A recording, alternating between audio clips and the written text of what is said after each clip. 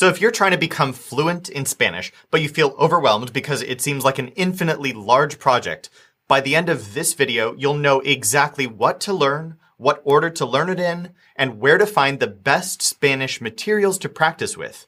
Plus, how you can practice with them to perfect core Spanish fluency. You're going to have an exact timeline, month by month, that'll get you fluent by the end of 2025. I'm Timothy from LearnCraft Spanish. I lead a team of 30 Spanish coaches from 10 countries, and we work with hundreds of coaching students every month. We've been perfecting the system that I'm about to show you for over 10 years. And this roadmap works. Lots of our students go on to do spontaneous interviews in fluent Spanish, and all of our students who follow this system successfully develop deeper relationships with the Spanish speakers in their lives, in-laws, coworkers, Spanish speakers in their community. I'm going to lay it all out for you so that you can do all of this for free. Let's dive in. Just to begin with, if you've followed my stuff for a while, you already know that the top 100 words in Spanish make up 50% of all words ever spoken. And what this means is you can learn just 100 words for the biggest payoff, not just in what you can express, but also what you hear from the Spanish speakers around you. 50% of all the words they're using are just 100 words. Now we can extend that to the top 1,000 words to do about 80 or 90%. So if you look at this slide here, the first 100 words are more than 50% of all words ever spoken. The next 100 words in that middle column there, you can see it's only 8.2% of Spanish. But if you combine that with the first 100 words, that makes up 58%. The next 100 words are only about 4%, so you get to about 63%, and so on, all the way to 1,000 words. And once you get to 1,000 words, you'll be able to say almost anything in Spanish. Now, you won't be able to say everything specifically. So like the word for giraffe is not in the top 1,000 words, but you can use the top 1,000 words to describe things. So you can say the animal with a long neck. If you get stuck and you don't know how to say something, you can just describe it. And this is what we're best known for at LearnCraft Spanish, kind of this statistical and evidence-based approach where we're trying to get you the best results for the least effort, but also do it in a very rigorous way so that you really master things. We've also spent these last 10 years coaching people through this system step by step until they can use all of this essential Spanish spontaneously, easily, and we've seen firsthand what it takes to get to that level. So here are the specific goals that we kind of specialize in. Again, speaking spontaneous, unscripted Spanish. Then we're talking about understanding idiomatic Spanish effortlessly. You can't do this without mastering these top 100 and top 1,000 words. We don't want you to be restricted to certain topics. So if you learned the word for giraffe and for elephant, you could point out animals in the zoo, but that would pretty much be where you're stuck. We're talking about more universal vocabulary.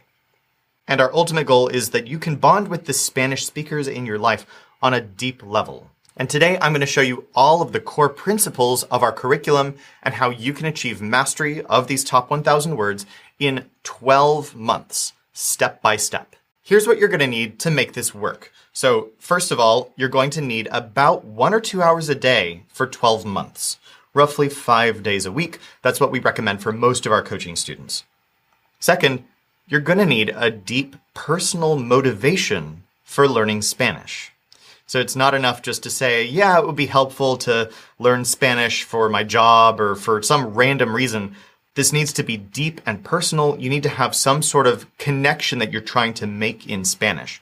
Think of the person closest to you who speaks Spanish, or think of the relationships that you could make by speaking fluent Spanish. These are the types of motivations that are going to keep you going for 12 whole months. This is not an easy thing. It's going to be difficult, but if you're motivated, you can do it by following the steps I'll lay out. The third thing you'll need is someone to practice with. There may be Spanish speakers in your life who are willing to follow these methods and help you with this. Otherwise, obviously, we have a coaching team that specializes in all of these techniques. Okay, so let's go ahead and just jump in, and we're going to talk about the first month. And we're going to assume that you're going to start this in January of 2025. So In January, our goal is to learn 35% of the language by focusing on only the top 30 words. So why the top 30 words? If you think about it, 1,000 words total divides into about 90 words per month. But in January, you're going to learn a lot less than that in terms of the number of words because these words have a lot more core grammar to cover. You can see we're covering ser versus estar, por versus para, a lot of sentence structure stuff, subjunctives, direct objects. And of course, this begs the question of where exactly are you supposed to get these words? So I'm telling you, go out and learn the top 30 words, but I'll show you where you can find those words. So if you go online and if you just do a Google search for frequency, vocabulary, Spanish, what you want to look for is this Wiktionary page with the top 1,000 words in Spanish. These top 30 words that I've been telling you we're learning in the first month don't have a lot of meaning to them. Instead, they're kind of abstract, and each of these words has lots of different meanings and is used in lots of different ways. Now, to demonstrate how important these words are, what you're going to see in this column right here is how many times per million each of these words has been found to be used in subtitles. So if you drop 4 digits, you have the percentage. The word que by itself is 3% of the language. So is the word de and the word no, 2.99%. Below that, it gets much, much, much less frequent. So this is 0.1%. And the word señor is, 0.13% of the language. But here's where things get complicated. And here's why we're only learning 30 words in the first month. Each of these words involves many skills because they have so many different meanings. So for example, right here near the top of the list, we have the word a. And people think of this word as a preposition that means something like to. So to simplify, you could say a means to. But that's not all it means. It also means at in relation to time. So like at 2 o'clock is a las dos. It's also used with ir to put other verbs in the future. For example, to say I'm going to do that, you say voy a hacer eso. You can use it along with volver to indicate a repeated action. So, for example, to say I do that again, you can say vuelvo a hacer eso. You'll also use it before direct objects if the direct object is a named person. So to say I met your friend, you could say conocí a tu amiga. And you'll use it before indirect objects in redundant cases. So for example, I did your friend a favor, you would say le hice un favor a tu amiga. So yeah, you could try to just go ahead and learn the words one by one, but even just number 4 on the list is going to be so many different meanings. So how do you know what to do with all of these different meanings when you get to number 4 on the list? And then you also can't even practice some of these uses of a right away until you have some other verbs like hacer and ir and volver. It's one thing to say, just go down the frequency list, but then you have to make all these different decisions about how to practice each thing on the list. Well, we've found a solution to this. So in the last 2 years, we've taken each of the words on the list in the top 1,000 words, and we've separated out all of their individual uses into separate skills that you could use for each one. Then we've taken all of those separate skills and built out a step-by-step roadmap for what order to learn and practice them. So I'm going to give you a peek into our internal database where we do this. And so check out this list of vocabulary. We have the top 1,000 words in this database, but it's not just words. It's also the different ways they're used and all the idioms associated with them. So it's really over 3,000 different items. So for example, the word a here near the top can mean all these different things. It can mean to for movement. It can mean at for time. It can be used with direct objects, as I mentioned. It can be used between actions, all of these different things. And what we've done is we've listed out the order that you should learn them so that you learn each one when it logically makes sense. So here are the different episodes in our podcast episode 56, episode 63, episode 151, because you'll learn volver with a, specifically when you learn the verb volver. And you'll learn ir a, specifically when you learn the verb ir. So that's just one example of how we've taken all the top 1,000 words, broken them down, and created an entire roadmap of how you should use them. And to return to what we're doing in January, in just the first month, again, we're just starting with those top 30 words and the ways that they're combined. You can master all of this stuff for free using our roadmap by just using the first 30 episodes of the Learn Craft Spanish podcast. The next step is February, where we'll get to 50%. So here are all the things we learn in the second month. We're talking about descriptions, indirect and reflexive objects, how to say would and will, the difference between ya and ahora, preterites and imperfects, and then of course, ir, irse, and haber. And again, it's not enough just to learn these things. You have to practice them in a variety of ways so that they sink in. So I'm going to show you some of the ways that we have our students practice these things all together. I'm going to open up our own app that we use with our students to quiz all of these skills. First of all, here are the official quizzes where you can just go to episode, let's say you're on episode 50, at the end of February. These flashcards help you practice all of these words in a lot of different combinations so that you're using this imperfect, you're using por to mean on behalf of, you're using a new adverb. My coaching team has taken all the skills, randomized them together into sentences that help you practice in a variety of ways, and you can access this official set of flashcards for free along with the podcast. So I would recommend getting through number 50 in February to cover the top 50% of the language.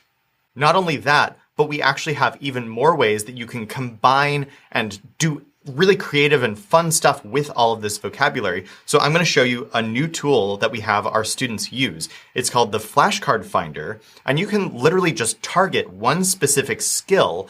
Let's stick with the preposition a and the many ways that it's used. So I'm going to go into the tool. I'm going to say, let's say that we're on episode 50 of the podcast. And we're going to search for ir a. So we're going to use this specific use of a. Check this out. We have over 100 sentences that use a in this specific way. For example, you all were going to be in that place. Ustedes iban a estar en ese lugar. We have is going to do this, va a hacer esto. Our students are able to add these specific flashcards that they want to practice to their own personal use so that they can practice this particular use of a. And they can do that with any skill that they've learned targeted to exactly where they are. This means you can focus on exactly where you are on the roadmap, which is so different from the way that a lot of people learn Spanish. So like, for example, when I was first learning Spanish way back in 2012, I had learned about this frequency stuff. This is nothing new, the idea of going down the frequency list. But I thought that I could just memorize all the words in frequency order, and then I'd be able to use them, right? So I would memorize, tener means to have, and haber also means to have for some reason. And then a means to, and de means from or of. And of course, after all that work, I couldn't really speak Spanish at all. I was just learning these words in isolation. So what I did at the time is I realized that I needed some context for each of these words.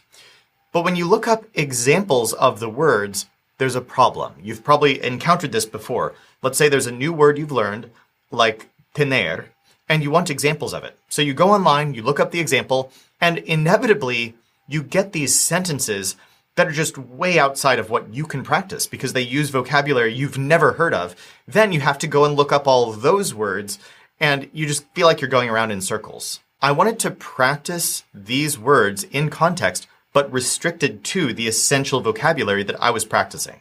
So what I ended up doing was I hired someone for the first time. I hired this linguistic expert who was a native Spanish speaker, and I asked her if she could write a story in Spanish using the top 300 words in Spanish and no other words, using all of them and none beyond that. And she did a great job. She did an awesome job. She's on our team now. But at the time, she was just doing this unfamiliar assignment, and it worked really, really well. So what we had was this became an integral part of an early version of our course. It was a story that used all of these words in at least a couple of different ways. Now, of course, it didn't address every single use of or of tener, but it was a good start. And we've come a long way from there, so obviously you can see we use these tools to practice each of these words and each of these skills in a variety of ways so that you can really drill them to perfection. At the end of the video, I'll show you even more ways you can practice each of these skills and really home in on each thing you want to practice and get a nice variety. But again, in the first 2 months, what you can do to do all of this is to use the free LearnCraft Spanish podcast, going through episode 50, and then accompanying it with the free online flashcards at lcspodcast.com. All right, let's jump into the third month in our process here. So in March, we're going to get to 59%. And to do this, we're going to go down the frequency list, learn a lot of adverbs related to where, when, and how, learn a lot of nouns related to problems, reasons, and ideas. We're going to learn imperatives and hypotheticals, which are interesting ways to use verbs that are really important actually for expression. Most students don't learn these things until much later, but we're learning it in our third month of working intensely on Spanish. We have all these nouns for job, work, time, and we learn the verbs tener, hacer, and poder. Something you're going to notice about this list of things that we're learning is that there isn't a lot of concrete vocabulary. There aren't a lot of action verbs to describe things like swimming or running or climbing. And we don't have a lot of very specific vocabulary like chair or table or giraffe. And the reason for that is because these are the most common things that people talk about. We think that we talk about solid, concrete things most of the time, but actually the most frequent nouns and the most frequent actions are more vague in general because they have more purposes. Now, I have to mention that now that we're 3 months in, there's something that's going to start to happen, and it has to do with the way that consistent progress feels over time. So obviously, our goal in Spanish is to be able to rattle things off effortlessly without thinking about it. So theoretically, you learn a new Spanish skill, and eventually you can just use it without having to go, wait, how do I say to be? How do I say to have? But unfortunately, it takes a long time to get to that point. So any skill that you haven't mastered yet does take a lot of effort and work to try to retrieve and use. So for example, let's say you're still trying to figure out how to use bueno versus bien. This is very simple to native Spanish speakers, but to those of us who learn it as a second language, it can be pretty challenging.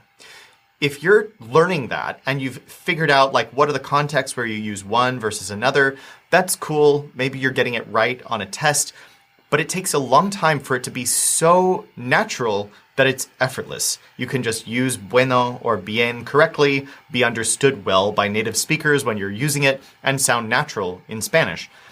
And honestly, what's crazy is it actually takes, in our experience with our students, it actually takes about 2 months for any given Spanish skill to become second nature. And that can be really frustrating, but if you keep the perspective on what our timeline is, you can get through it. So let's use an illustration of how this works. Let's imagine that instead of learning a language, let's say that you are building a house out of bricks. And what's happening is each time you put down a new brick, you have to use this cement mortar to hold the bricks in place. And the mortar takes about 2 months to dry. This cement just is wet and is not working very well until 2 months after you've laid it down.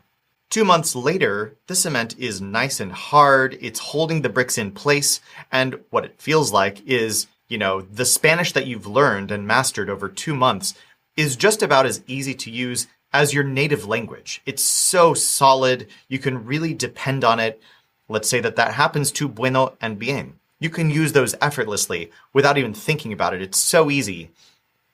But most of your experience is actually with the wet cement. And that's because at any given time, while you're doing this whole rigorous process of learning Spanish month by month, the last 2 months of Spanish that you've been learning is still wet cement. So for example, let's say it's March and you're working on all of this stuff. And, it's the end of March. You've really been working on it hard. None of it is going to be super, super solid. None of it is going to be that dry cement you can really depend on. And in fact, also, none of the stuff you learned in February is going to be that solid either. That will all be wet cement. It's all going to be hard to use. The only stuff that's going to be solid is the stuff you learned in January. So you'll have 1 month of solid, dry cement you can depend on, like this brick wall, and 2 months of wet cement. And this is why so many people give up on learning Spanish after about 2 months. Because after 2 months, you haven't mastered anything. You're still just working with these skills that are really hard to use. If you can stick through it for 3 months, you'll have 1 month of solid stuff and 2 months of wet cement. So if you haven't given up after 2 months, you might give up after 3 months. But then what's going to happen after that? After 4 months of learning Spanish, you'll have 2 months of wet cement and 2 months of solid, concrete Spanish. And then after 6 months, you'll have 2 months of wet cement and 4 months of solid Spanish. After 12 months, the whole thing that we're working on, you're going to have 2 months of wet cement, but 10 months of solid Spanish skills that you can always depend on. Now, this all does depend on you doing the really solid, productive practice of all of these skills so that the cement does dry the right way, so that you can really depend on these skills, use them in a variety of ways, just like a native Spanish speaker. And again, at the end of the video, I'm going to talk about some of those ways that you can get that really productive practice. But let's move on to month 4. In April, we're going to get to about 67% of Spanish. By continuing down the frequency list, what we'll get to is all of this stuff. So you can see there's some really interesting and colorful vocabulary here. And then, of course, we have the verbs querer, saber, decir, and dar. By this point, you've only learned irregular verbs. There are no regular verbs at the very top. But you are going to start to see a lot of patterns that happen in these irregular verbs, and a lot of that will transfer to regular verbs later.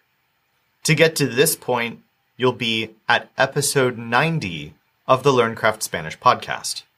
And you're probably wondering, what does it look like actually to have these specific skills? So I'm going to go into our database, into our app, and show you what kind of things you'll be able to say in Spanish after just 4 months of mastering all of this essential 67%.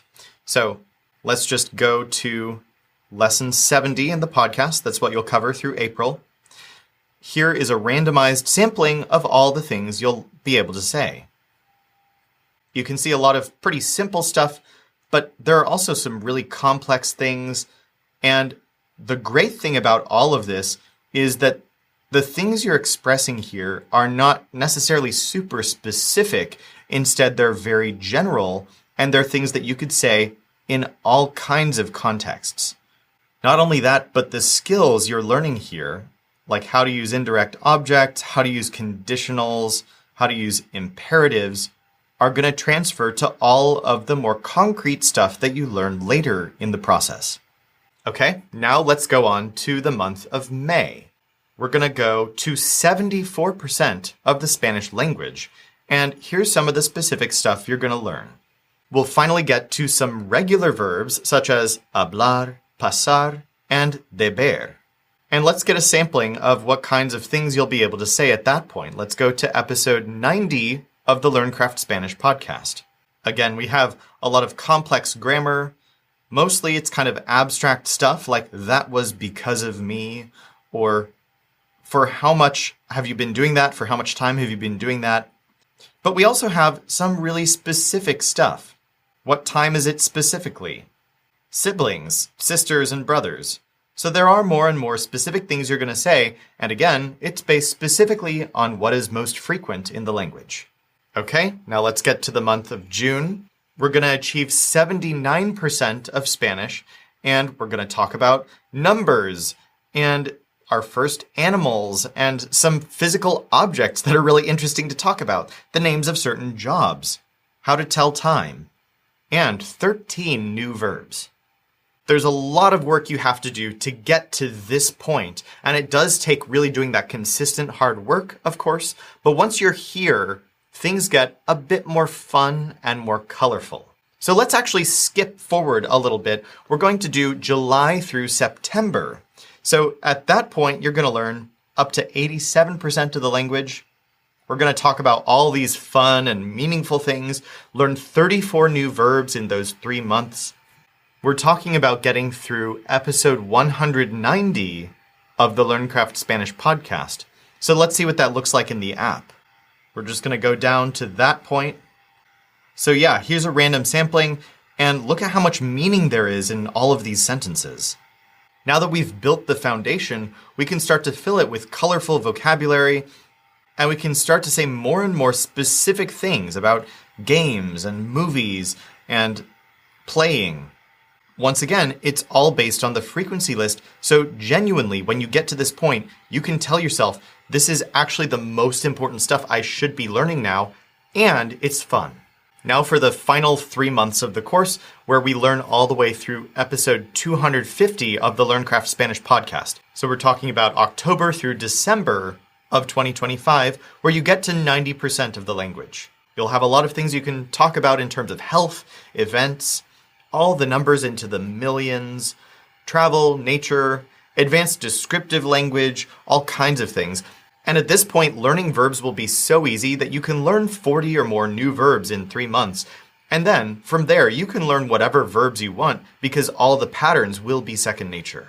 And then here's a random sample of the specific things you'll be able to say based on getting to this point in the course.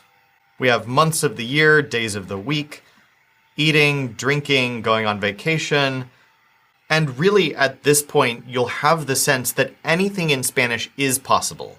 Again, no, you won't have the specific vocabulary for every single thing that you could think of. You won't have the word for printer or for poodle or for skipping, but you will have the vocabulary you need to be able to describe any of those things and to talk about pretty much any topic in Spanish. So that's an overview of your timeline for 12 months to expressive fluency in Spanish. But before we wrap up, I also promised you that we would talk about some of the specific methods you should use for practicing at every step along the way. So I'm going to introduce you to some of the learning principles, some of the evidence-based kind of theory behind how to practice this stuff, and then talk about the specific ways you can do it. So here's a list of some of the principles that we have for how to practice things. Retrieval is one of the most important ones. It's not enough just to absorb Spanish. You have to be saying it out loud. There's more and more evidence that we don't learn things by observing them. We learn things by doing things. So by saying Spanish out loud, by forcing yourself to try to recall the verb conjugations you're learning, by taking every single skill that you're trying to learn in Spanish and making sure that you can retrieve it, you're going to learn it much better. Then there's interleaving. Don't just practice one verb at a time. Don't just practice one conjugation pattern at a time. You should actually be randomizing them together. In a real conversation, that's what you're doing anyway. So to prepare for that, you need to randomize your practice, and we do that with a principle we call interleaving. Mental models means having a comprehensive understanding of how to use a new verb, a new sentence structure, or any other skill in Spanish by using it in a variety of ways. So for example, if you've learned how to use indirect objects with dar, you don't just learn one sentence structure because then you really haven't learned how to do this skill. You've just learned how to memorize a script. Having a full mental model of how something works means having a three-dimensional concept of how you can use it from every angle. So here's an interesting analogy of how this could work. So here's the cup that I was using to drink my coffee. If you had only ever seen a picture of a coffee cup from this one angle, you would probably think of it as a square. But if you look at it from I don't know, this angle, it looks kind of like a circle with an extra thing on it. If you look at it from this angle, it's kind of a complex shape. A full mental model of how a particular skill in Spanish works means you can picture it from all angles. You have such a comprehensive understanding of it that you can really understand what it's like to use it in all of these different ways. And the only way to do that is to practice in a nice variety, not just memorizing scripts, which is equivalent to like just seeing one picture of this thing and thinking you understand it. And then, of course, the fourth one is conversation practice, where you're taking all of these things and you're using them face-to-face, because the confidence of speaking face-to-face is different from just the knowledge of understanding Spanish. All right, let's talk about how you can do all of these things as you work on your Spanish. So obviously, I've already given you a teaser of how we do this with our students. We have this database and this app that we use with our coaching students, where they can use thousands and thousands of flashcards to drill any given skill. And we're not just talking about flashcards. We actually have audio, so they can practice comprehension. They can practice speaking out loud using this app. And they can manage their own collection of flashcards so they can drill what they have more or less trouble with. If you're not one of our coaching students, here's what I recommend for each of these elements: retrieval, interleaving, mental models, and conversation practice. First of all, for retrieval, I recommend doing retrieval in two different ways. First, there's flashcards, and you can get the flashcards again for free using the LearnCraft Spanish podcast and the accompanying free online course. You can use the flashcards lesson by lesson, so you're just drilling the stuff from that one lesson.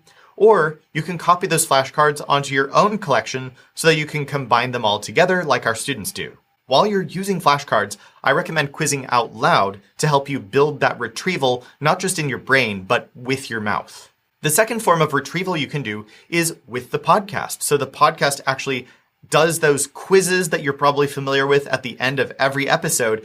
And the reason that it does that is for that retrieval practice. That also covers interleaving, because each of the podcasts combines some of the elements from that lesson randomly with previous stuff from previous lessons. You can also practice interleaving by, again, creating your own flashcard sets and randomizing your different flashcards together to make sure that your practice is randomized and unpredictable. To help build your mental models for Spanish, one thing that I strongly recommend is that when you're doing your retrieval practice, whether it's flashcards or audio quizzes, once in a while, you should stop and take some element of that sentence that you just practiced and then change it. So for example, let's say that the sentence was, le hice un favor, or I did her a favor. You should stop and see if you can change the verb or change the person you're doing things for. So for example, les hago un favor.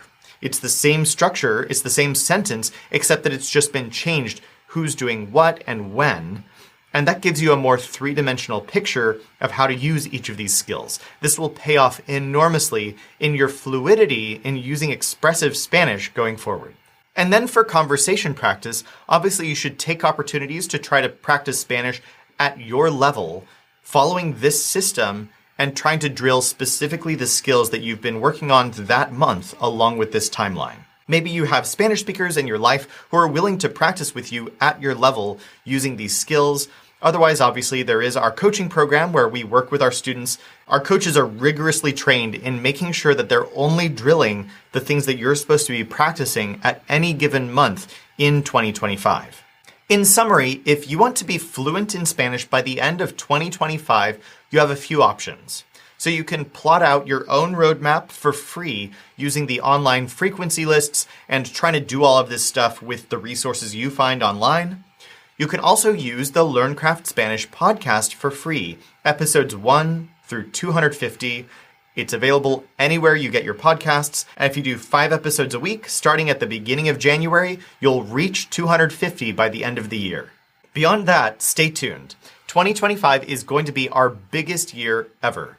And our goal is to bring more students to fluency than we ever have before using this proven roadmap and everything we've learned in 10 years of coaching students. It's super exciting. So this is all stuff that no other language learning company is doing.